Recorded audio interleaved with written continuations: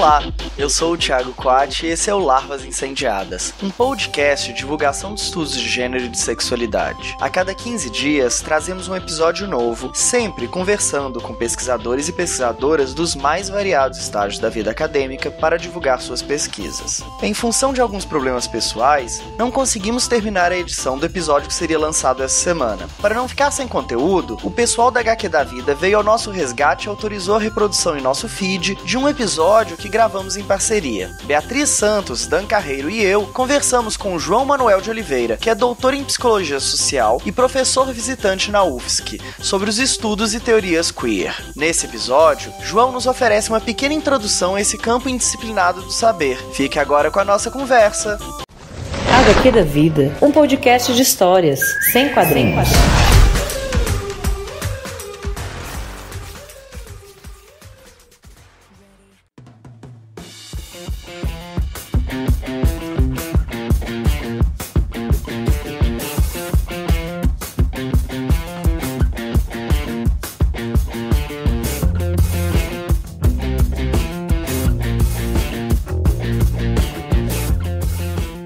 Estamos com mais um HQ da Vida e hoje na bancada nós temos Beatriz Santos. Olá pessoal, hoje o tema tá maravilhoso, eu tô muito animada. E gente, pra quem não sabe, o HQ da Vida ele é um podcast que nasceu com o objetivo de contar histórias de LGBTs que carinhosamente chamamos de super LGBTs. Ao longo destes quase 3 anos era o nosso objetivo principal, mas também fomos além e sempre estamos trazendo assuntos correlatos ou que sejam necessários de serem pautados conforme as derrapadas, sobretudo do Biroliro, que estamos vivenciando cada dia no cenário nacional. E hoje este programa ele é muito especial, né, Bia? Pois é, hoje nós temos 2 convidados muito, muito especiais. E, gente, a gente chegou no programa número 100. Eu nem acredito, mas se a gente chegou no programa 100, e se a audiência aumentou, e se a gente tem padrinho, foi porque a gente mereceu, né, Bia? Exatamente! Olha, pra quem não acompanha a gente, nestes todos os anos de HQ da Vida, nós tentamos cobrir uma sigla que a gente abraça com muito carinho, que não é a LGBT+, e nem LGBTI+. A gente trabalha dentro do espectro LGBTQIA+. E fizemos programas sobre todas as letrinhas que tem nessa sigla. Mas a gente nunca falou sobre o quê. E o quê, né, é uma sigla, uma letra aí na sigla que é super importante. O quê tem teoria e o quê também tem vivência. E nós iremos falar um pouquinho sobre isso, né, Bia? Exatamente, e foi bom você ter falado isso, Dan, que realmente a gente fala sempre da sigla, mas o quê já tem tanto tempo de estudo e a gente ainda não tinha tratado a fundo dele, né? Eu acho que a gente até evitava um pouco, porque o contato com a própria teoria ainda era pequeno, no meu caso, sobretudo. E já lendo, entendendo, e os convidados do dia já vão cobrir este tema maravilhosamente bem, aí sim a missão foi cumprida. Então nós temos LGBTQIA+. A gente já fez programas sobre todas as letras, orientações de saúde, diferenciação até entre pansexualidade e bissexualidade para vocês. Explicamos o que é intersexualidade, a assexualidade, que são letrinhas bem apagadas aí também. E aí hoje a gente vai cobrir a letra Q. Mas antes de puxar o tema, como propriamente dito, vamos aos recadinhos da casa. Lembrando, Doutora Drag é o nosso spin-off do HQ da Vida. Agora a gente vai fazer uma fusão do feed do HQ da Vida com Doutora Drag, então a gente vai lançar o áudio também aqui no HQ da Vida para vocês. Não estranhem quando começarem a aparecer os áudios aí do Doutora Drag, beleza? Lembrando, siga a gente nas redes sociais, nosso Twitter e Instagram é HQ da Vida, o meu é Dimitra Vulcana e o da Bia é Beatriz_Santos, Beatriz com Z. E se você quiser nos apoiar, vai em padrim.com.br. E você que tem problema com o Padrim, que eu sei que tem pessoas que não gostam do Padrim, você pode ir lá no Apoia-se, que é apoia.se/HQ da Vida. E, gente, nós também somos blogueirinhas. Só para vocês entenderem, se vocês forem lá no site da Veste Esquerda e usarem o cupom HQ da Vida, vocês vão ganhar 10% de desconto no site. Então não percam e vão lá, Veste Esquerda, e usem o cupom HQ da Vida. À medida que a gente for vendendo, a gente vai ganhar essa camiseta, umas camisetas, e as camisetas que a gente ganhar, a gente vai sortear aqui para vocês. Então, nós não estamos ganhando nada com isso. Quem ganha é somente você, ouvinte.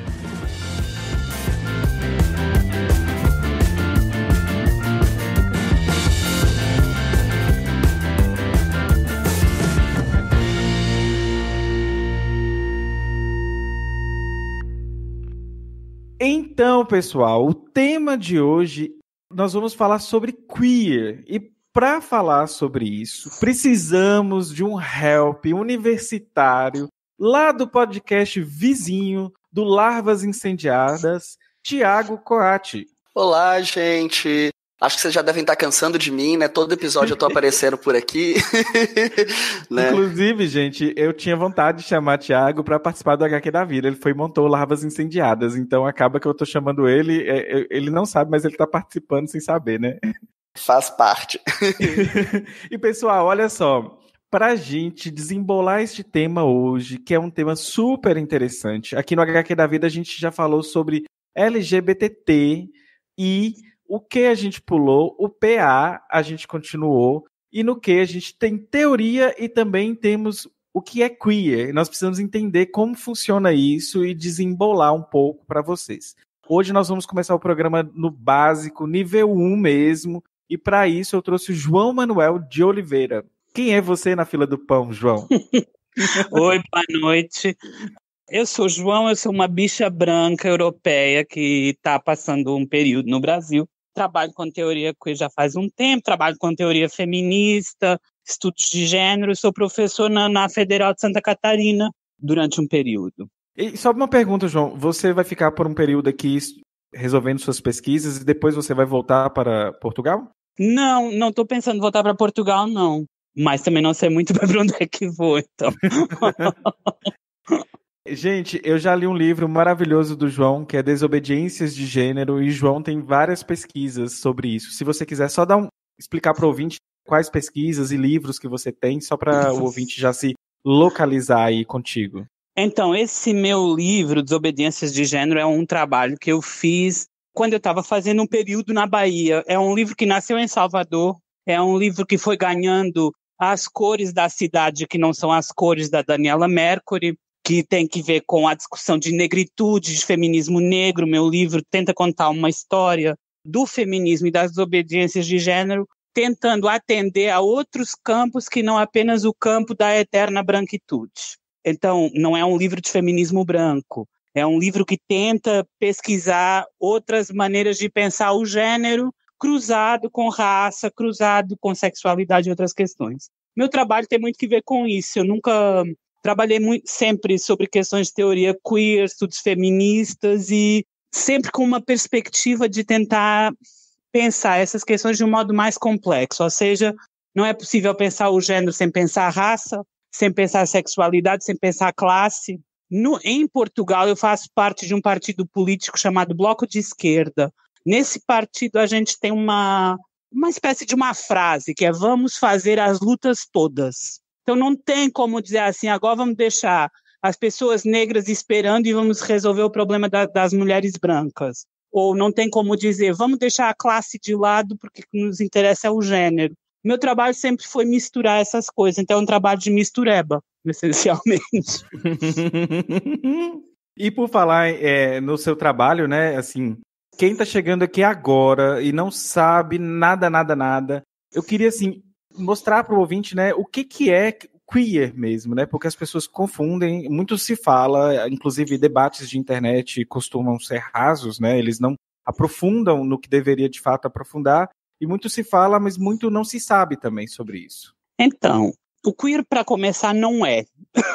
O queer é uma crítica à ideia de identidade. Então, para começar, ele não é.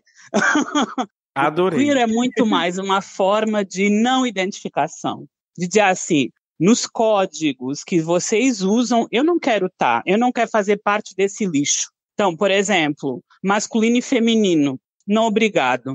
Seria o que o queer quer dizer é essencialmente isso. A palavra é uma palavra de origem anglo-saxônica que encontramos inclusive no latim. E no latim, a palavra latina que hoje em dia corresponderia ao queer seria a palavra que em latim quer dizer torcer. Então, é uma teoria torcida, é uma ideia torcida de existência, é uma ideia que cruza vários movimentos, cruza o punk, cruza inclusive perspectivas trans e travestis, se a gente entender o queer dessa forma, porque depois a gente pode aprofundar isso. Tem muitas maneiras de pensar o queer e a sua origem, tá?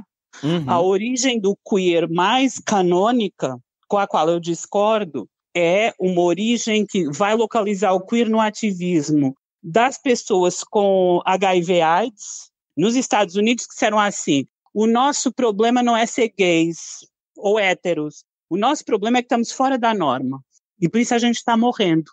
Por isso os Estados Unidos, para curar essa doença, isso na época, anos 80. Então, vem muito de uma ideia de transgressão da norma. A norma que não me inclui. Só que o queer também vem dizer assim: olha, essa norma eu também não quero. Então, não é só a norma que não me inclui, sou eu que também me recuso a pensar as coisas dentro desses termos. Então, por exemplo, a gente aí pode pensar um exemplo que eu gosto de dar, é um exemplo da Angela Davis, que num discurso que ela fez, uma feminista negra estadunidense muito conhecida, num discurso que ela fez, ela pergunta: será que nós negras queremos inclusão numa sociedade racista? Será que a gente quer ser aceitos pelo racismo? É isso? O queer faz essa pergunta também. Será que nós queremos ser aceitos em normas de gênero que matam tanta gente, que são tão assassinas, que são tão violentas? Então, o queer faz muito esse tipo de pergunta. Eu adorei a resposta, o que não é o queer. E agora eu tô aqui já blowing mind. Acho que Bia já vai emendar uma próxima pergunta, né, Bia? Queria até te perguntar, João, se nesse sentido, como você tá falando que o queer já chega falando que não é e questionando toda essa questão de identidade, se é possível a gente falar em uma diferença entre o que seria a teoria ou teorias queer e o queer enquanto vivência, enquanto existência mesmo. Absolutamente. Ou seja, por exemplo, a pessoa pode ter um monte de teoria na cabeça. Isso não quer dizer que ela vai viver de acordo com essa teoria, nem nada obriga ela a fazer isso. O que existe é as práticas queer muitas vezes levam a teorias e as teorias queer muitas vezes levam a repensar as nossas práticas de vida. Agora, essas coisas são relativamente independentes entre si, no sentido em que tem muito mais coisas que determinam a nossa vida do que a adesão a uma determinada maneira de pensar, né? Sem dúvida. O contexto, imagina, a pessoa que vem... Eu penso muito, queer, associo muito ao queer à América Latina. O queer é uma palavra inglesa, a gente não tem essa palavra nem em português nem em espanhol. Em espanhol foram tentadas várias traduções, tipo teoria torcida, teoria esquisita, em espanhol eles diriam rara. Isso quer dizer que o queer, enquanto estética da existência, enquanto forma de existir, ele vai querer estranhar, é um ato de estranhamento. Então, isso eu acho que existe em várias pessoas que procuram viver a sua vida de acordo com algumas indicações do queer, estranhando as normas, estranhando os modos convencionais de pensar. Mas eu não acho que a relação seja tão direta assim, de qualquer forma. Ô, João, no caso assim, por exemplo, eu sempre fui uma bichona bichérrima. Sempre quis fazer drag, sempre tive medo, inclusive, de fazer drag por causa da própria normatização.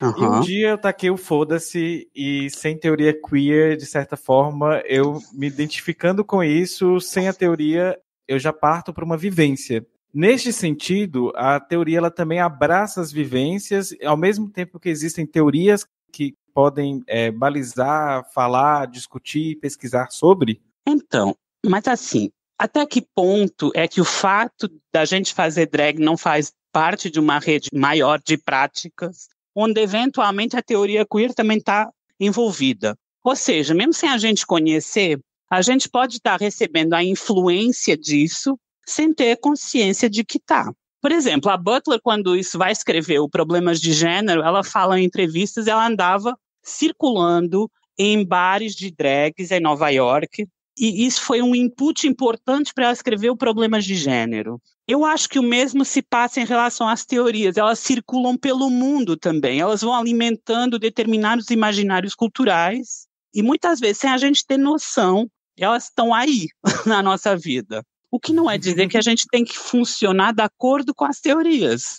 É dizer que elas coexistem com a gente. O fato de quando a gente deve funcionar, ou seja, essa palavra deve, né? Eu acho que já vai totalmente contra o que o queer prega. É como se tivesse outra normatização pra gente seguir também, né? Eu diria, o queer não prega, o queer tá cagando pra pregação. Diretamente. É isso que o queer faz. O queer não tá nem aí pra nada disso, não tá nem aí pra se levar a sério também. Isso é muito importante. Tem um livro que acabou de ser traduzido para o Brasil, chamado Ética Bicha, que é um livro de uma bicha espanhola maravilhosa, que escreveu sobre essas questões, e uma das coisas que ela fala é precisamente isso, essa coisa de o queer não tá para ser levado a sério, não é isso que o queer pretende. O queer pretende estranhar, e para estranhar a gente não pode se levar muito a sério. Uma coisa que, dentre as várias perguntas, a gente acaba seguindo uma outra ordem aí por causa do próprio papo, e são questões que eu tenho enquanto drag, né? Eu faço drag, estou aí aliado na luta anticapitalista, antirracista, enfim, né? Antimachista, estou ao lado dos feminismos, e aí sempre me deparei com textos, isso já conversei em box com o Thiago também, e a resposta do Thiago foi maravilhosa.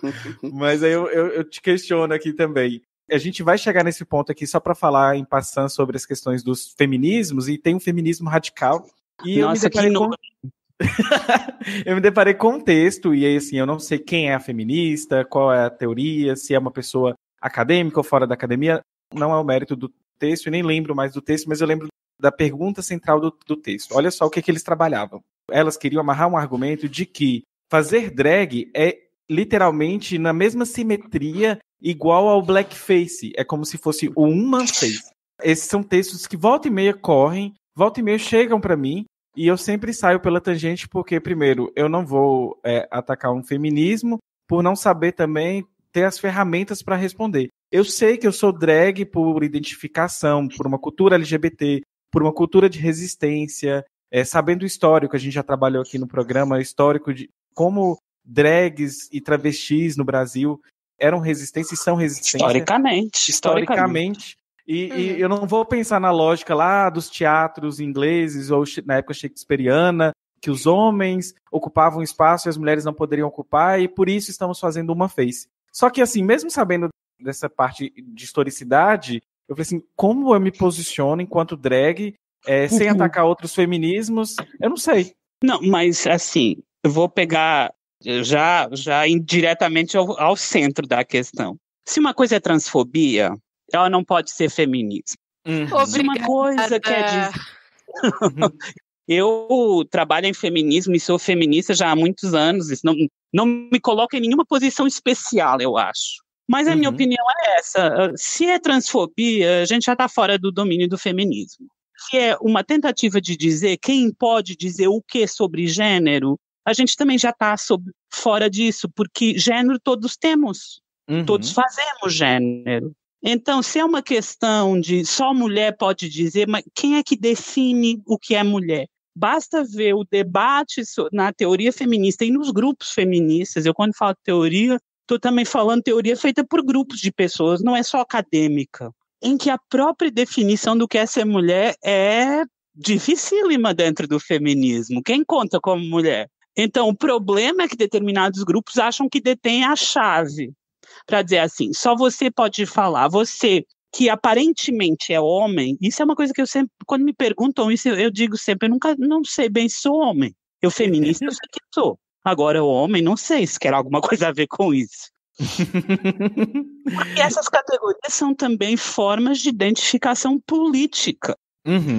Eu acho muito complicado também quando feministas radicais, especificamente, dizem e tentam comparar essa questão ao blackface, por exemplo, porque também fica, no mínimo, uma falsa simetria, porque você relaciona essa questão com a coisa da segregação, das leis de Jim Crow nos Estados Unidos, são coisas completamente diferentes que não dá pra você botar numa balança com o mesmo peso e categorizar assim, sabe? Completamente, eu concordo totalmente com você, acho. Porque a gente está a falar de discriminações que têm uma forma histórica, que acontecem de uma determinada maneira historicamente, e não é a mesma coisa.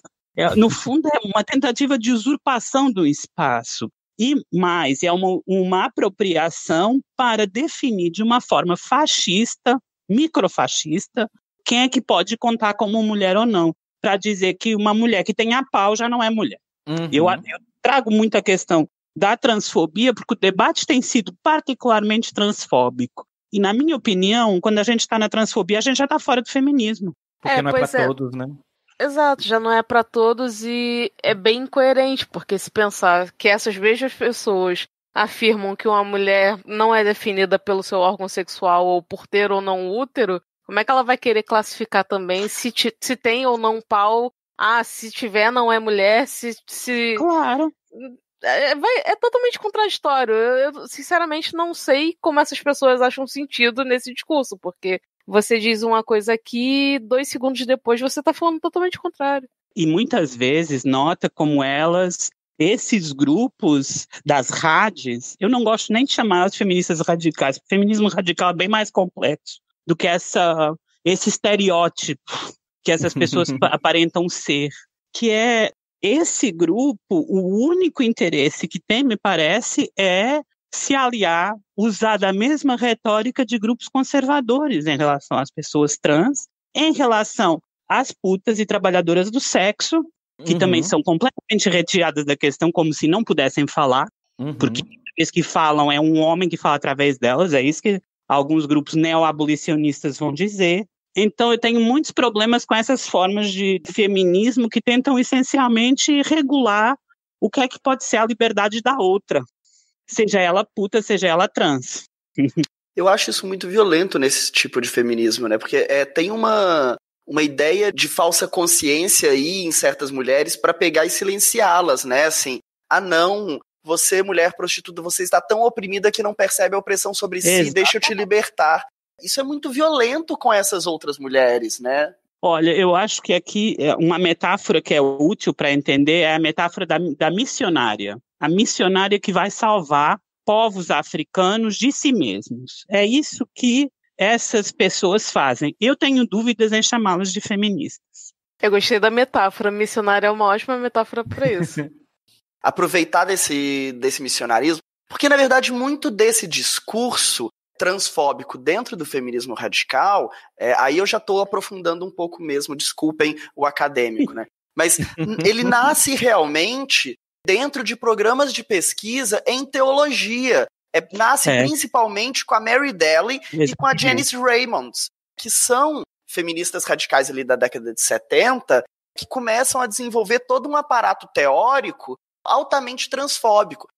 O império transexual da Janice Raymond é da onde sai grande parte desses discursos que são repetidos hoje em dia, né, pela Sheila... exatamente, pela Sheila Jeffreys, por essas outras atuais no Brasil também. Assim, é muito violento. Ela literalmente, ela fala com essas palavras, gente, não sei se Dan e Beatriz vocês conhecem, né? Mas ela fala que a partir de agora, a partir da criação da cirurgia de transgenitalização, a medicina criou uma nova forma de estupro. Essa é a palavra que ela usa. E através do bisturi está estuprando as mulheres, inserindo homens dentro do feminismo. Então o bisturi causa aí um estupro. Né? Ela fala isso literalmente, gente. Como se toda mulher trans quisesse fazer cirurgia, inclusive, né? Exato. Exato. E não conhecia, mas quero a referência depois sim para poder ler, inclusive para poder criticar esses pontos. Haja estômago, viu? Assim, precisa de muito estômago para ler. O pior é que ela é inteligente, ela escreve muito bem. Eu fico puto com isso, assim, e é inteligência pro mal. Mas eu conheço várias assim, amigo, então já tô habituada. Mas vamos pensar de outro jeito, que é, por exemplo, o fato dessas criaturas existirem, terem escrito aquelas bostas que escreveram, aqueles livros horrorosos, como esse que você mencionou da Janice Raymond, permitiram também o surgimento da teoria trans. Porque a teoria com certeza. E se dizer assim, olha, a gente está aqui e a gente não vai sair. Então isso é muito interessante, porque por vezes tem coisas produtivas nesse tipo de embates. Esses embates fertilizam outras formas de debate. Então, elas, sem querer, são responsáveis pela formação da teoria trans. É interessante. Sim, isso eu acho interessantíssimo.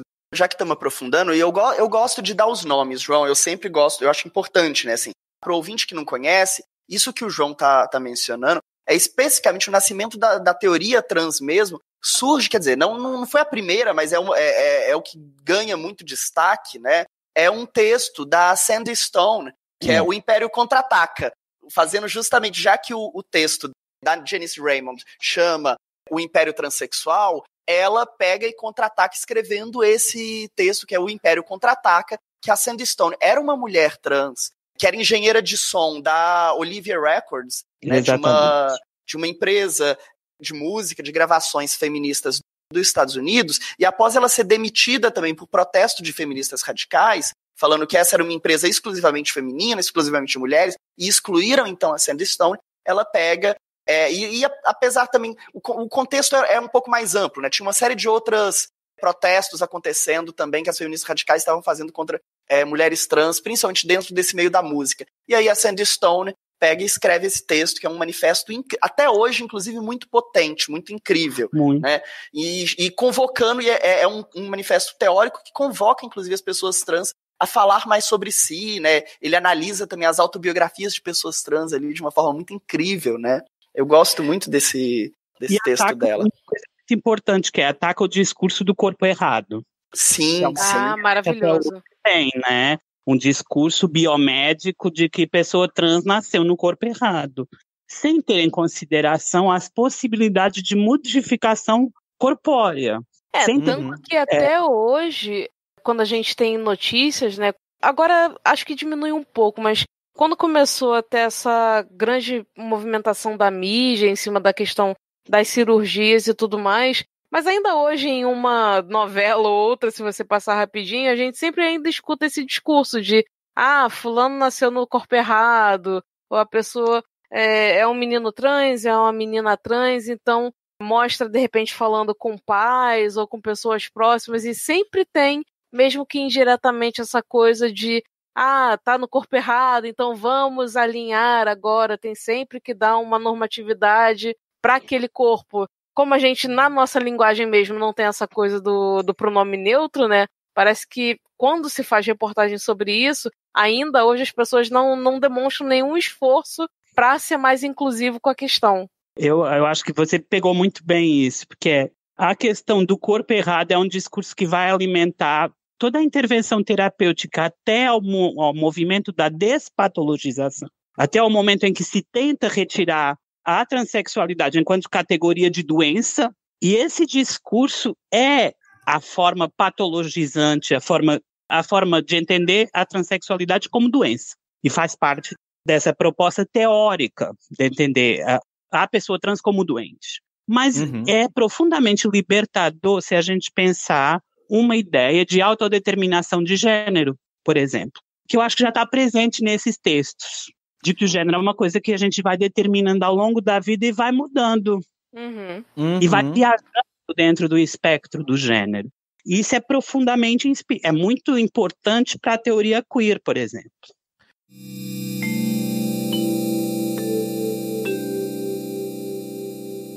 Uma coisa que a gente precisa também entrar dentro daquele conceito básico aqui para o ouvinte é a questão também, o que é performance de gênero, né? A gente falou de drag e como que isso, por exemplo, drag é um dos exemplos do que é performance de gênero, só para o ouvinte entender mesmo que a gente está falando aí que nem todo homem vai performar o gênero masculino tal qual a sociedade pede, como também ser homem branco hetero cis também é uma performance de gênero, tá? É uma coisa.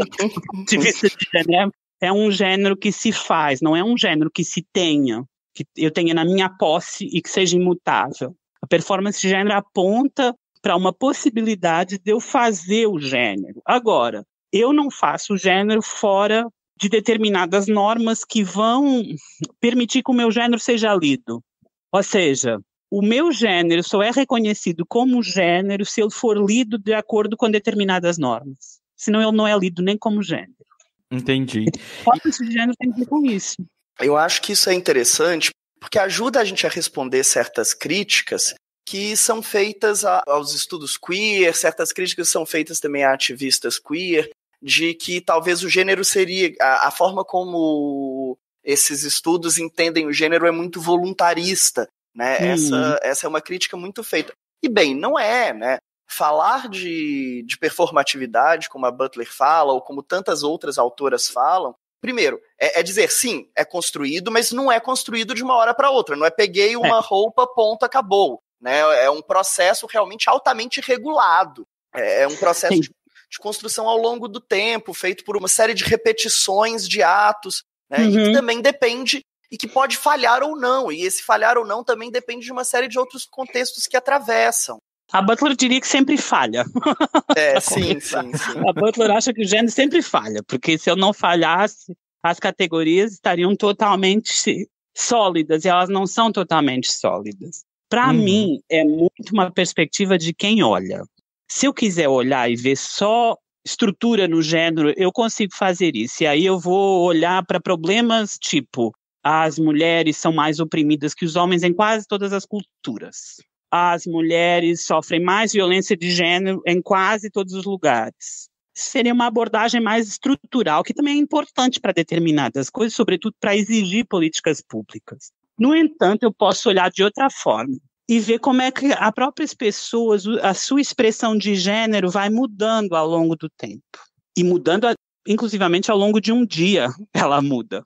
Porque em determinados momentos você está mais para um lado, em determinados momentos você está mais para outro. Os esforços de conter o gênero e de tentar mostrar que o gênero é uma coisa fixa e que a gente encontra, por exemplo, por parte de setores muito organizados e muito conservadores nas sociedades ocidentais, é muito essa ideia de se a gente perder esse norte, e aqui o uso do termo norte é propositado, se a gente perder esse norte do gênero, a gente vai perder tudo, vai perder a noção de família, vai perder uma certa estruturação da sociedade e vai perder uma lógica de legitimação divina das nossas vidas. Então aqui eu estou falando especificamente da forma como tanto o povo da ideologia de gênero, ou seja, os grupos que escolhem nomear o gênero a partir da ideia de ideologia de gênero, grupos conservadores, extremamente reacionários, fascistas, que veem em perder o domínio sobre o que é que o outro pode fazer,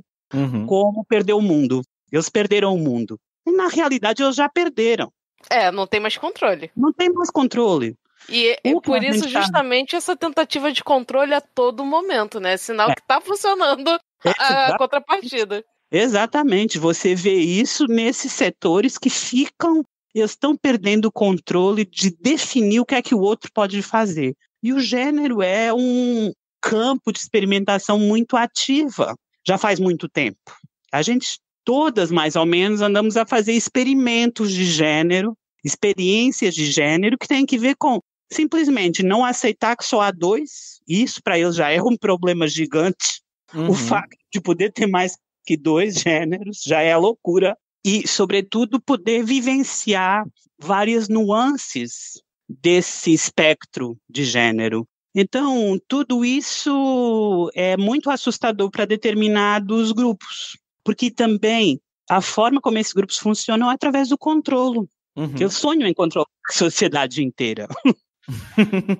Olha, você falando isso aí, alguns ouvintes do HQ da Vida já nos ouviu falando sobre não binarismos. Lendo o seu livro, né, você fala que existe uma multiplicidade de gêneros, e eu consigo entender, a partir do momento que a gente vai experimentando e performando, e nem todo dia a gente vai performar tal qual a caixinha pede, até mesmo a própria caixinha do gay, podemos falar então em multiplicidade de gêneros.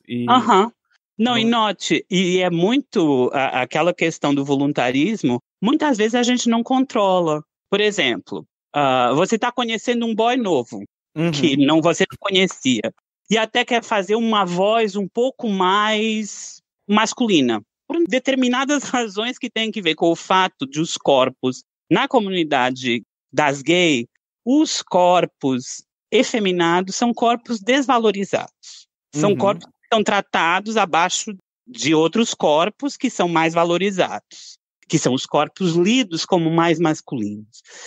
Mas você pode até fazer esse esforço, mas muitas vezes 2 ou 3 frases depois, ou uma risada depois, você já está no outro registro. Você não controla. Eu já fiz isso muito quando eu era novo. Quem nunca? Quem nunca, não é? Quem nunca? É porque Performar o ativo, né, inclusive. Essas questões são a falha das performances de gênero também. Mas esses caras também falham as performances de gênero. Não é só a gente, não.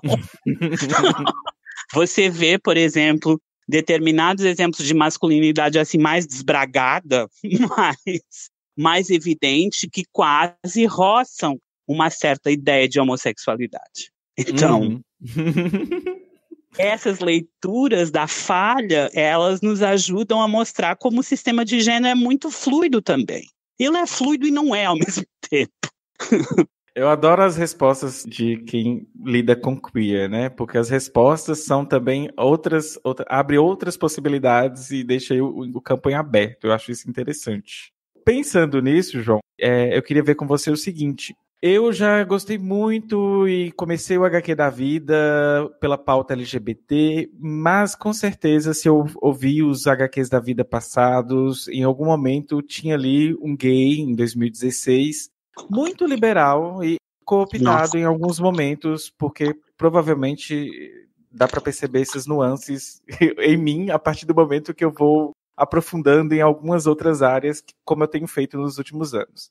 Nem reconhecemos mais essa pessoa.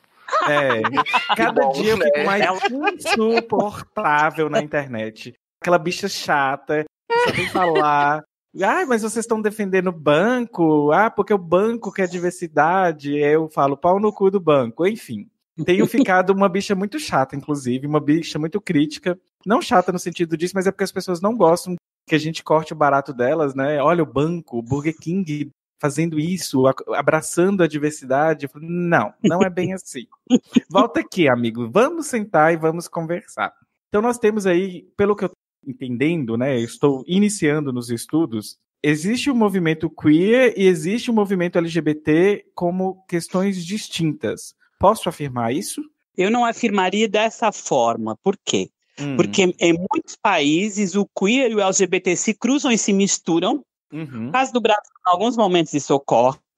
E o queer não se constitui como movimento, ele é uma forma de ativismo, é mais uma forma...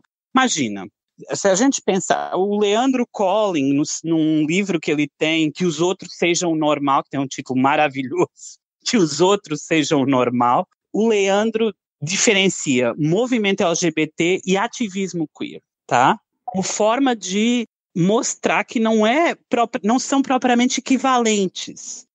No meu entender, eu acho que o movimento LGBT, a gente inclusive tem vários movimentos LGBTs, tá? Porque tem vários grupos que atuam de formas muito diferenciadas. Mas o problema que eu encontro nos grupos que são mais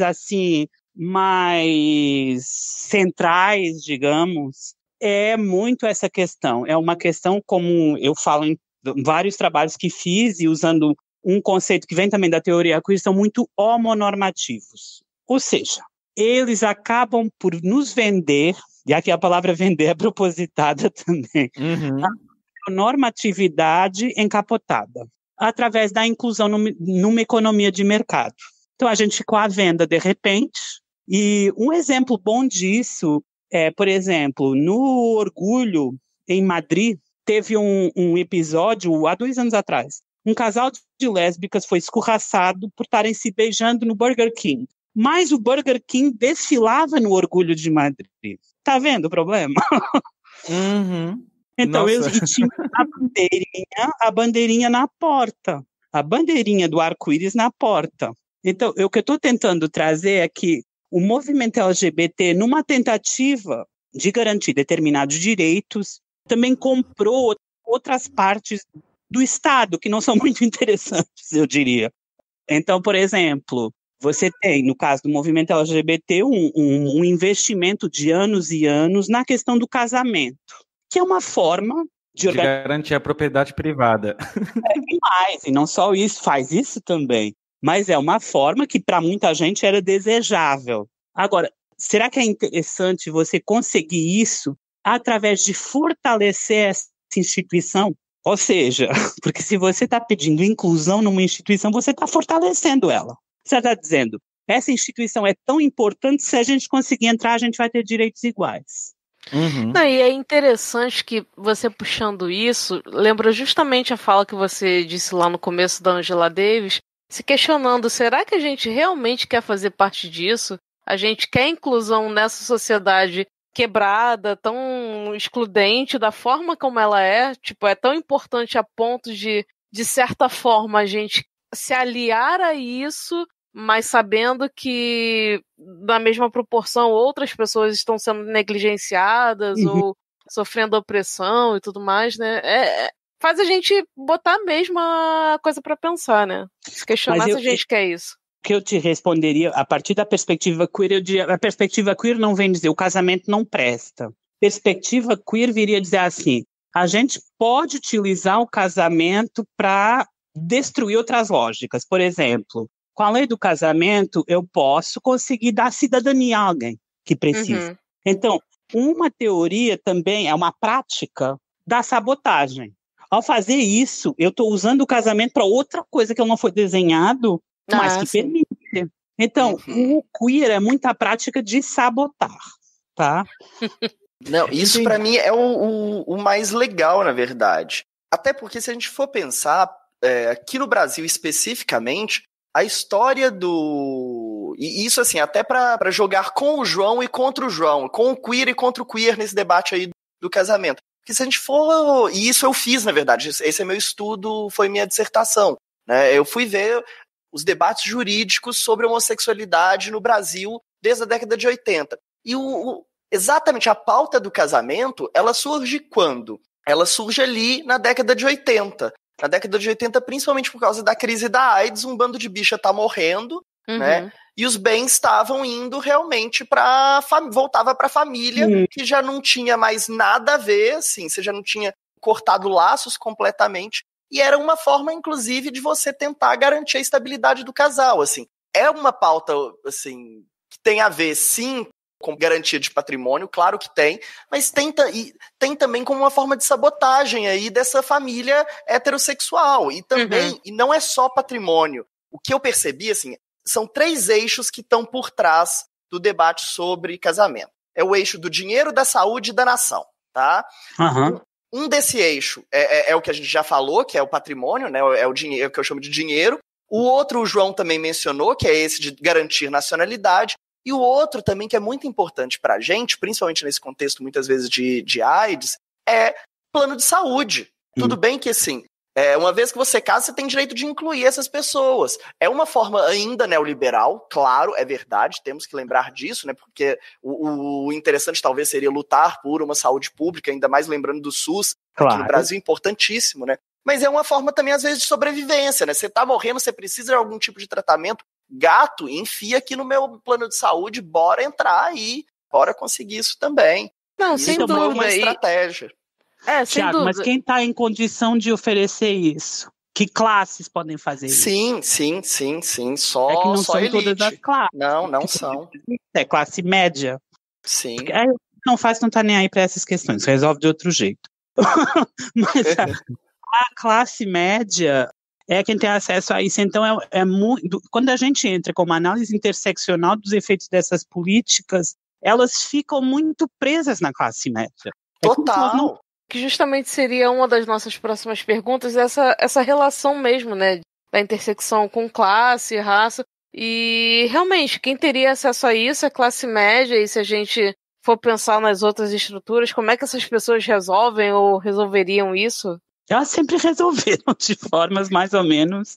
O famoso dá um jeito, né? Dá um jeito, Até porque tem determinadas estruturações de classe que têm um medo do Estado. Até porque o Estado é violento com eles.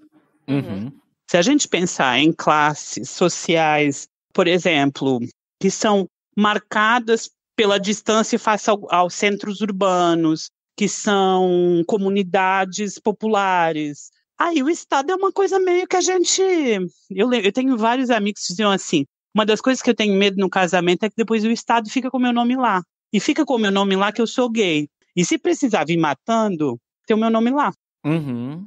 Então, isso Nossa, é uma eu não tinha pensado recusa nisso. de classe. É uma coisa que tem muito mais que ver com classe do que com outra coisa. Porque a classe média não tem medo do Estado.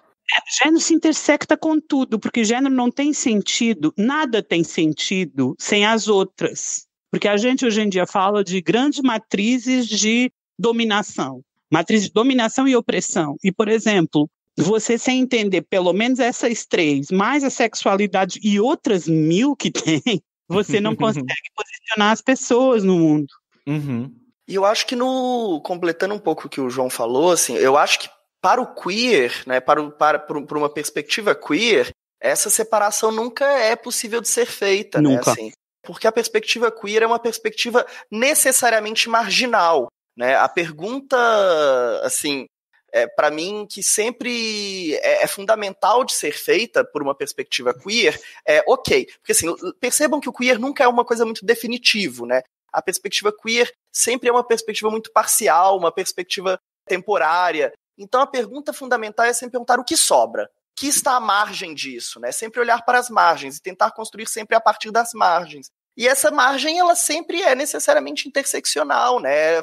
Falar de queer não é só falar de sexualidade, não é só falar de gay, não é só falar de mulher, não é só falar de gênero, de sexualidade. É falar de o que está na margem. E essa margem, ela é preta, ela é muita coisa, ela é pobre, né? Assim, tem várias coisas que nos marginalizam. E a perspectiva queer é sempre, então, tentar ver essas margens dessa, né, a margem da margem. Claro, que não é só assim, criar uma figura mítica da pessoa que é a mais marginal de todas. Lógico que não. Né? Mas perceber como essas diferentes lógicas sociais têm produzido essas margens e pensar a partir disso. Por exemplo, se a gente pensar a partir do que são, e só para dar um exemplo meio bobo, práticas de publicação queer, eu vou dar exemplos meus. Eu tenho 3 livros que escrevi em Portugal, eu e outras pessoas. A primeira preocupação que eu tive foi que esses livros fossem gratuitos, pagos pelo Estado e que tivessem acessíveis às pessoas. Isso é uma perspectiva que normalmente outras lógicas não tanto marcadas por uma perspectiva queer ou por uma perspectiva feminista acabam por ter,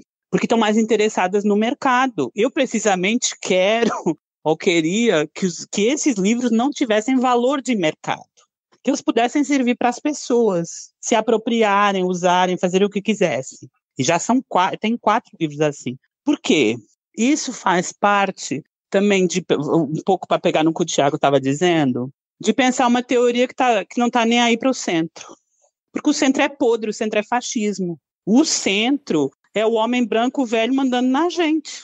E é bem coerente com a perspectiva mesmo. E é interessante a gente pensar, né? Porque estava até conversando com uma amiga mais cedo de como tem tido esse boom agora de livros feministas e livros de outras minorias, autoras, principalmente agora há uma busca muito grande por autoras negras e tal. E a gente estava discutindo essa coisa de até que ponto está tendo a representatividade mesmo, até que ponto as editoras arrumaram um filão e estão se fartando e vendendo muito enquanto isso. Então essa coisa de realmente você trazer livros que sejam acessíveis à população seria o nosso mundo ideal, mas infelizmente a gente sabe que isso não acontece. Claro.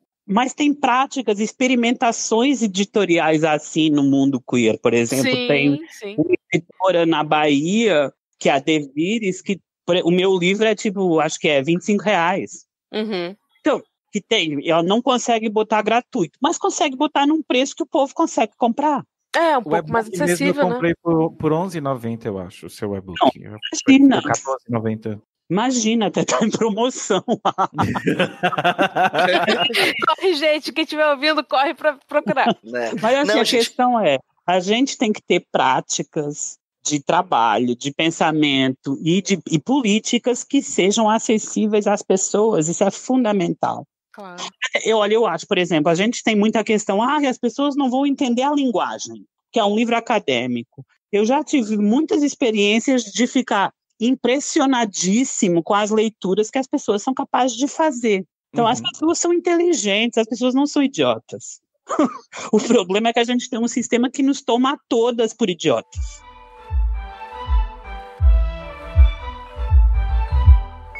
Olha, eu acho que pra gente ir caminhar pros finalmente, assim, eu acho que o único conceito que a gente não trabalhou, a gente falou sobre performance de gênero, de intersecção de gênero, das questões das pautas LGBTs e queer, onde se junta sobretudo, questões de cooptação, mas nós não falamos do termo dissidência sexual de gênero. Quando eu pergunto isso, João, é porque são termos muito, talvez, óbvios para quem está dentro da área, mas a pessoa passa num texto e pá, sexualidade dissidente. O que é isso, né? Assim, hoje eu entendo isso, mas o ouvinte que está chegando aí agora e talvez não saiba, o que é essa dissidência sexual e de gênero, né? Nos primórdios dos ativismos sobre questões que a gente hoje chamaria gays ou LGBT, eu detesto a sigla LGBT, já avisando, detesto. Eu mistureba, eu chamo queer a todo mundo, ou prefiro especificar, porque, por exemplo, cadê o T a maioria das vezes nesse debate? Ou o B? Ou mesmo o L. Muitas vezes é um debate das gays entre as gays. Eu não consigo esquecer, João, aqui no Brasil, você não chegou a pegar isso, não. A gente teve, durante muito tempo, o ENUDES, que era o Encontro Nacional Universitário de Diversidade Sexual. E o ENUDES, ele sempre teve ele não era um encontro queer, né? Ele era um encontro de coletivos universitários de diversidade sexual, né? Mas ele sempre teve uma perspectiva queer. E uma frase que era muito falada lá, que eu adorava, assim, quando, para criticar a sigla LGBT, a galera sempre virava e falava, olha, o que eu faço com meu cu não cabe nessas 4 letrinhas. Assim, eu adorava. Ou então essas letrinhas passam a ser o GGG, que é o que normalmente ocorre. É só G. Então, eu tenho vários problemas com isso. Claro, obviamente. A gente lá tinha uma muito boa também, que era prazer anal contra o capital. Esse a gente usava nesse contexto também. Prazer anal contra o capital. Voltando a isso, eu acho que dissidências sexuais e de gênero vem de uma tradição que fica conhecida na Europa e Estados Unidos como povo das frentes radicais de libertação homossexual, e que no Brasil, na América Latina, vai assumir o termo dissidência sexual. Muito a partir da França, aí uma relação com a França e as práticas francesas, que é uma tradição antiga de ativismo de pessoas que se veem como radicais. O Guy Ockenham é um bom exemplo disso, que tem uma frase ótima, que é o buraco do meu cu é revolucionário. Esse é o tipo de lógica da dissidência sexual, e as frases que a gente também estava dizendo vêm por aí. E, por exemplo, há vários grupos que vão assumir essa ideia de dissidência sexual. E por quê? É uma ideia que, a meu ver, antecede o queer, de alguma forma, porque vem trazer uma lógica parecida com a do queer, que é a lógica do a gente está contra a norma, a gente não tem uma identidade, a gente não somos todas iguais, não sentimos as coisas do mesmo jeito, mas o que nos une é a luta contra a norma. A dissidência sexual tem que ver com isso, e de gênero. E tem uma leitura muito interessante, porque ela foi muito usada nos anos 80, 90 na América Latina também. Então tem um lado meio decolonial nessa ideia. Eu gosto muito dessa ideia. Às vezes eu uso, outras vezes não. A gente não é obrigado a nada. A gente pode nem a ser fiel a si própria. A gente não tem que ser fiel a si própria. Eu adorei, inclusive a gente já deixa o gancho aí para o ouvinte, que nós vamos aprofundar num debate mais acadêmico numa parte 2. Tá? Tem uma coisa que o João falou aqui, que na verdade tem um pouco a ver com coisas que a gente já falou antes, mas que eu acho que a gente não mencionou direito, e que eu gosto muito. O João pega e vira e fala assim, olha, não somos todos iguais, mas o que nos une de alguma maneira é a dissidência, é esse enfrentamento à norma. Eu acho que isso é uma coisa muito interessante dessa perspectiva queer, que eu acho que é politicamente interessante para os dias de hoje, sabe? Porque hoje em dia a gente tá, assim, com uma dificuldade de formação de coalizões. A verdade é essa, assim. E existem 1000 maneiras de como criar essas coalizões, de como criar esses grupos. E uma das formas que tem sido tentadas, muitas vezes, de criar coalizões é justamente por essa lógica da igualdade. E tem muito... As lógicas identitárias muitas vezes passam por aí, de criar assim, olha, somos todos iguais por causa disso, né? E bem, assim, essas políticas de coalizão queer não precisa dessa não necessita de uma ideia de igualdade para criar coalizão. E eu acho que isso é importante hoje em dia, sabe? É de conseguir olhar na sua cara e falar, olha, boy, eu não tenho nada a ver com você. Nada. Mas a gente pode construir e a gente precisa construir lutas conjuntas. A gente precisa criar alianças que são necessariamente precárias mesmo. Né? E eu acho que essa ideia tem se tornado cada vez mais importante. Né? Eu acho que as pessoas têm começado a se tocar dessa lógica, sem precisar de uma falsa igualdade para nos unir. Não sou igual a você mesmo, não. Assim. Nem por isso não posso estar contigo colaborando numa luta. Né? Mas também não quer dizer que todo mundo precisa estar junto lutando. Tem certas pessoas que eu realmente não quero estar no mesmo lado da frente, da luta. Assim. Isso sai de saída, né? Assim, também essa perspectiva das margens também me ajuda nisso, de olhar assim, se você tá no centro, tá querendo estar no centro, fica aí, não tô do seu lado, não tô mesmo. O verdadeiro ninguém solta a mão de ninguém, aí a gente olha pro lado e aí a gente fala, você não tinha nem que tá aqui, né, fofa? Tipo solta isso. minha mão, vai pra Mas lá, um movimento que tentou ensaiar isso e que eu acho que é muito mal avaliado no Brasil é o Ele Não. Foi exatamente isso que o Ele Não tentou fazer. O Ele Não tentou criar coligações muito amplas, muito protagonizadas por mulheres, o que é muito bacana, para tentar contrariar e para tentar trazer o povo para a rua, e conseguiu fazer isso. Mas imediatamente a gente teve o esquerdomacho do costume atacando Ele Não. Exatamente, e aí a gente tem de novo desvalorização das pautas das mulheres, porque não, isso é menor do que a pauta de classes. Imagina. Não, a culpa de fulano ter sido eleito foi de vocês, que levou todo mundo pra rua, eles ficaram furiosos e se juntaram, tipo, gente, não é nossa culpa não, desculpa aí. Pelo contrário, porque quem fez alguma coisa foi o Ele Não.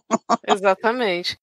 Então as manifestações aí que não deixam a gente mentir, né? Tinha muita gente na rua. Exatamente.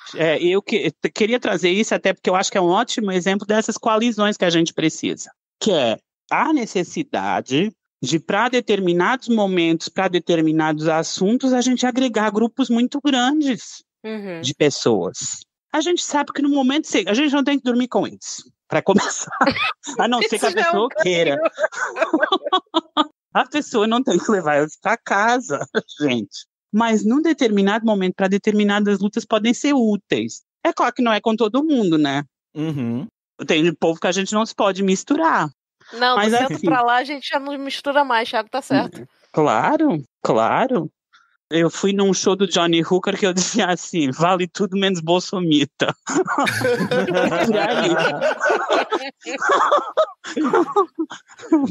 Eu acho que a gente conseguiu vencer essa pauta básica sobre queer e eu ia até adentrar nas questões de como funciona, né, essa questão da visão dos feminismos, negro, liberal, transfeminista, socialista, radical e o queer caminhando, mas eu acho que você já deixou pistas de como que isso funciona, né, assim, no sentido de como o ativismo queer vai ver cada um.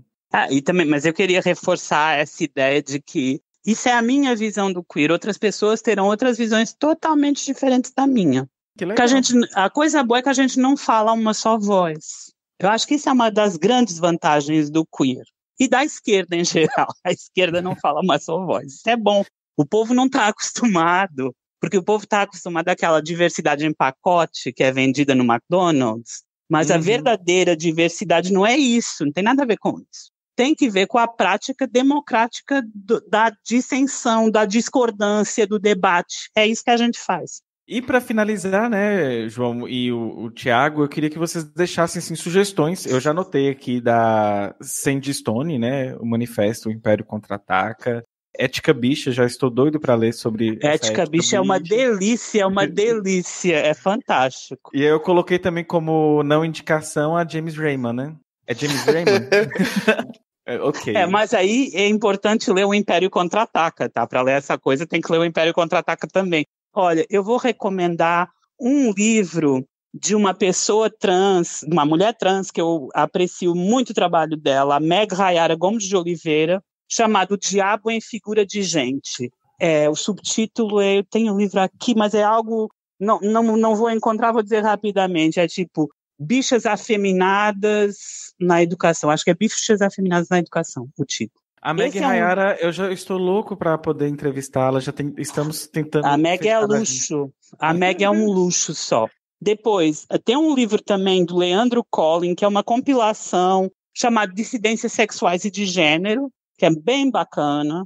E, claro, os clássicos, Problemas de Gênero, da Butler, o Desfazendo o Gênero, da Butler, os livros do Paul B. Preciado, que foram lançados agora em português, o Texto Yonk e o Manifesto Contrasexual, que tem...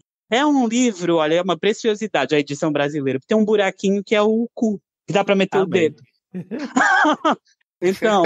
Esse está na minha lista já de livros para ler, inclusive. Mas e também sempre, por favor, não leiam só Branquitude.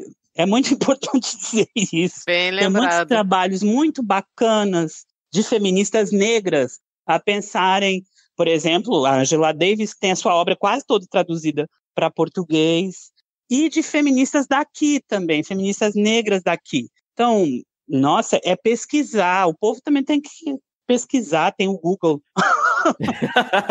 Vão no Gala 10, vão nesses sites, ver o que é que está rolando de debate. Daqui eu lembrei também que tem um livro de transfeminismos da Jaqueline Gomes de Jesus. A gente já sorteou esse livro aqui para os ouvintes. Tem um livro do Guilherme também que chama Travestis e Prisões, que é pensando a questão das travestis dentro das prisões brasileiras. Eu não lembro o sobrenome dele, mas ele inclusive é um brasileiro que foi morar em Portugal, está para lá. Não sei por onde ele anda. Eu peguei na época dos compilados que eu fui pegando junto com a Jaque, inclusive. Mas assim, eu acho que é muito importante a gente dar visibilidade a essas pessoas que estão produzindo esses trabalhos e que, nossa, a gente ter pessoas trans publicando na academia é um privilégio que poucos países no mundo têm. No caso, aqui no Brasil, a gente já tem várias. Já várias. A Mara Moira também tem um livro, Se Eu Fosse Puta. Já passou aqui pelo HQ da Vida. Pena que na época a gente era bem amador, o áudio está horrível. Quero fazer uma parte 2. Dan, eu sugeri justamente isso. A gente aproveita agora o ensejo, chama a Mara de novo, convida. É ótimo. Ela já se colocou à disposição para refazer o programa. Maravilha. E assim, só pontuando também que é uma felicidade ver pessoas como a Mara, porque inclusive eu, como trabalho com literatura e tal, sou mais ligada nesse meio, eu vejo que agora ela, volta e meia, também tá atuando como colunista de um jornal literário. E é muito bacana você ter uma perspectiva de uma pessoa trans, você ocupar aquele espaço ali. E é muito bom ver esse movimento acontecendo, apesar de tudo isso em volta que a gente vê. Apesar do horror. Exato. Mas é aquilo que a gente estava falando antes. Essas pessoas que tentam brecar a gente, elas só estão tentando, mas elas efetivamente não estão dando conta mais. Não vão dar conta de parar a gente. Lembrei também, eu já mencionei, tem uma editora em Salvador que é muito bacana para esses assuntos, a Devires, que tem publicado bastante sobre isso. Eles têm um site que é Livros Queer, eu acho. Mas é Devires, vou encontrar. Queer Livros. Queer Livros, exatamente. Ótimo. E aí tem um monte de produção brasileira muito importante sobre esses assuntos. Então, a gente não pode ficar também só mencionando os trabalhos exteriores, sobretudo no momento em que toda a produção do Brasil está sendo atacada pelo ataque vergonhoso às universidades. Então, Deixa eu também fazer umas minhas indicações. Para começar, que eu queria pegar, já que vocês mencionaram a Amara, eu acho que vale a pena a gente falar que ela acabou de criar um canal no YouTube. Não sei se você sabe. É verdade. Chama Entre Travas e Rodas. É da Amara e da Gata de Rodas. Gata de Rodas é o nome de uma... Eu não sei o nome dela real. Eu sei que ela se chama na internet de Gata de Rodas. Ela é uma travesti cadeirante, né? E aí a Amara e a Gata de Rodas falam sobre várias coisas sobre a vida delas, sobre a corporalidade delas, né? No canal do YouTube tá muito legal, vale muito a pena conferir, né? Assim, como todo o trabalho que a Amara faz, seja de escrita literária, seja as aulas que ela dá, o trabalho de tradução dela também, né? Poucas pessoas sabem Ela já trabalha, se não me engano, ela traduziu um pedaço do James Joyce, uns textos. O doutorado dela é sobre James Joyce. Então assim, a Mara é uma... Eu não sabia disso, que maravilhoso. Pois é. A Mara é muito mais coisa do que às vezes as pessoas acham, gente. É incrível. E eu também queria indicar, já que a gente está indicando esses trabalhos, essas editoras pequenas que têm feito publicações pequenas, publicações de pessoas LGBT, não sei se vocês conhecem a Padê Editorial. A Padê Editorial tem um projeto chamado Projeto Escrevivências, que é incrível, que está publicando, selecionou, se não me engano, um número muito alto. Eu vou chutar 50 aqui, mas eu não tenho certeza se foi 50, pessoas LGBT, dentre elas várias pessoas trans, para publicar livros de pequeno tamanho. E são de pequeno tamanho porque todos os livros são feitos artesanalmente. Inclusive, a Tatiana Nascimento, que é a curadora da coleção e também a criadora desse projeto, ela faz sempre oficinas ensinando pessoas negras, pessoas LGBT, como produzir artesanalmente seu livro, se você quiser fazer uma publicação independente, assim, é muito, muito legal. E aí está publicando tanto textos acadêmicos quanto textos de literatura, poesias, já tem vários. E você consegue baixar o PDF gratuitamente, todos esses ficam PDF gratuito para você baixar, ou se você quiser colaborar com o projeto, você compra o livro, e lembrando, é um livro totalmente artesanal, sabe? Feito à mão mesmo, costurado à mão. E aí, comprando, aí como é um livro artesanal, não é tão baratinho, mas também não é caro, é R$30, R$33, sabe? Assim, é um preço que dá para pagar, assim. Hoje em dia, a gente, nessas editoras comerciais, a gente paga 40 num livro fácil, né? Paga mais do que isso. Então, e vale a pena apoiar esse projeto, assim, muito massa, assim, de uma mulher negra e ainda que tem publicado pessoas LGBT, pessoas trans, pessoas negras, né? Assim, vale a pena. E os textos são bem legais. Muito bacana. Já tô aqui anotando todas inclusive a nossa editora que geralmente anota essas indicações, mas eu já anotei todas, Alice, porque foi muitas, para não deixar perder nenhuma, já fiz esse serviço de casa. Enfim, meus queridos, eu gostaria imensamente de agradecer a vocês pela disponibilidade, sobretudo da gente rachar este programa em 2 partes. Essa primeira parte, o Thiago ficou até mais calado, mas eu acho que ele deixou eu matar as minhas angústias e as minhas perguntas. Mas Exato. aí na segunda parte a gente vai entrar um pouco mais acadêmico. Quem quiser também já pode mandar perguntas pra gente. A gente tem o e-mail que é hqdavida@gmail.com e talvez a gente até volte com perguntas e aí a gente traz aí para vocês mais questionamentos para a próxima etapa. Eu gostaria, né, Thiago, faz o jabá aí primeiramente do Larvas Incendiadas, que é esse podcast maravilhoso, que é o vizinho aqui do lado, né? Claro, assim, obrigado, Dan. Tá sendo um prazer, na verdade, fazer essa parceria com a HQ para trazer essa conversa com o João. O Larvas Incendiadas é um podcast de divulgação científica de estudos de gênero e sexualidade. A gente faz episódios quinzenais entrevistando pesquisadoras e pesquisadores para apresentar seu trabalho, falar um pouco sobre sua tese, sua dissertação, sobre seu livro. A gente trabalha com pessoas dos mais variados níveis da formação acadêmica, né?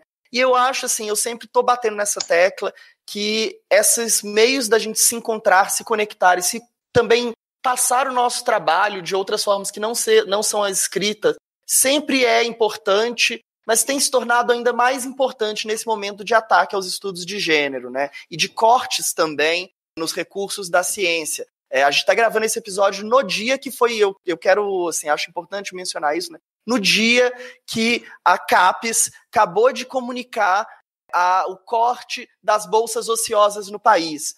Bolsas ociosas, o que é? São aquelas bolsas que às vezes estava há 2 dias, 3 dias, que uma pessoa defendeu a tese, ou então está voltando aí do seu estágio sanduíche e ia ser passado para uma outra pessoa. Né? Não é um dinheiro que está lá parado para ser gasto com qualquer coisa, não é um dinheiro que é utilizado para desvio. É uma bolsa que ainda não foi passada para uma outra pessoa que vai entrar. Às vezes só porque ainda está esperando o prazo do sistema de abrir. O sistema tem um prazo específico para abrir, ele não fica aberto o tempo todo. Então, assim, às vezes tem bolsas que estavam ociosas por 3 dias e a CAPES pegou e cortou. Isso afeta a ciência, não só os estudos de gênero, afeta a ciência no Brasil como um todo. Então, a gente está gravando isso nesse dia. Então, essas outras formas de comunicar nosso trabalho vão se tornando mais importantes ainda, porque sem dinheiro, como é que eu vou para Salvador? Como é que eu vou lá para Florianópolis encontrar o João? Então, essas maneiras se tornam ainda mais importantes da gente se comunicar, se conversar num país de dimensões continentais como é o Brasil. Então, assim, só reforçando, bater nessa tecla e bater na tecla também que isso não é um substituto, né? Que a gente precisa, sim, do financiamento público, porque ciência de qualidade só é feita com dinheiro público para a gente continuar nessa produção. Modéstia à parte, as melhores universidades que nós temos são as universidades públicas e são praticamente as únicas que fazem ciência, que fazem divulgação realmente, né?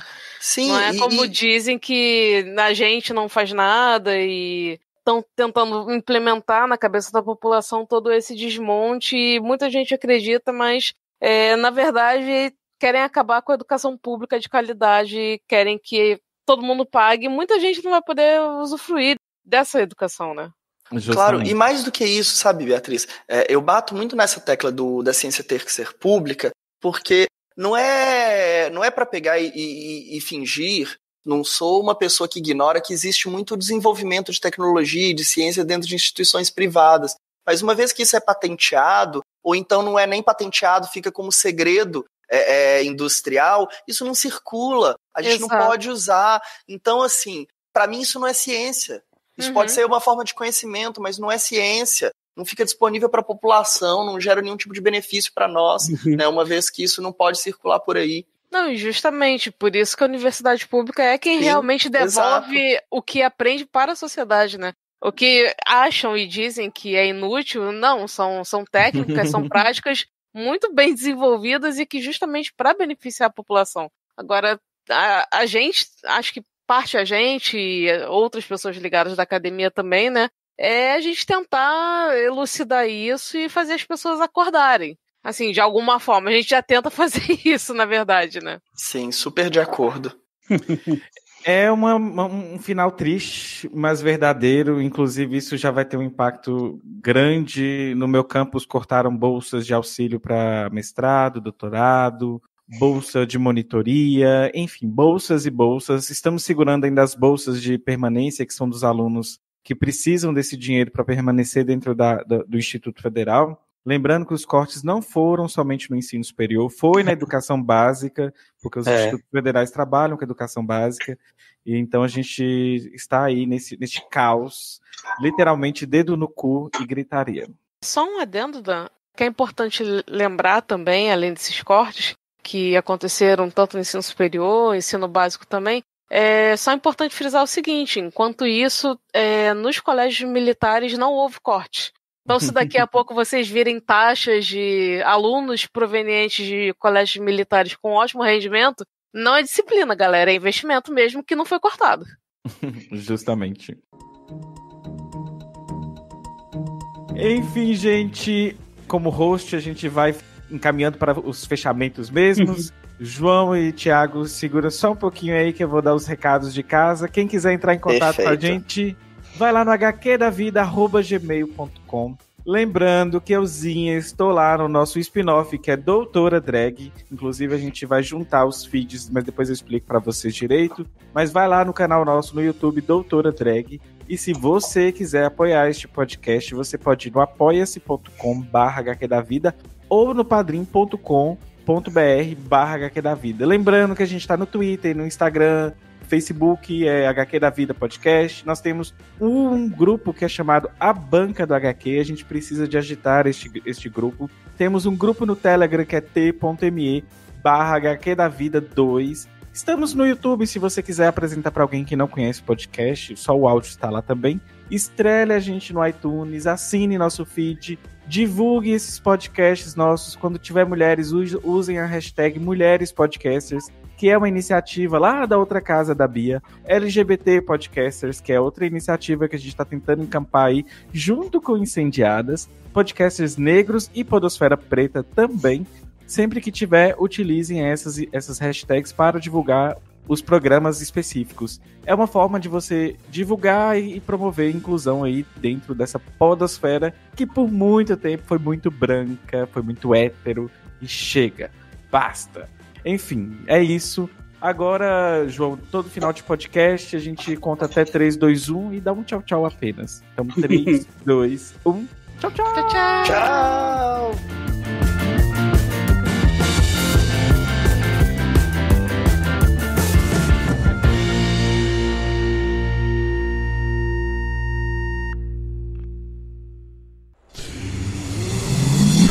Half-Death.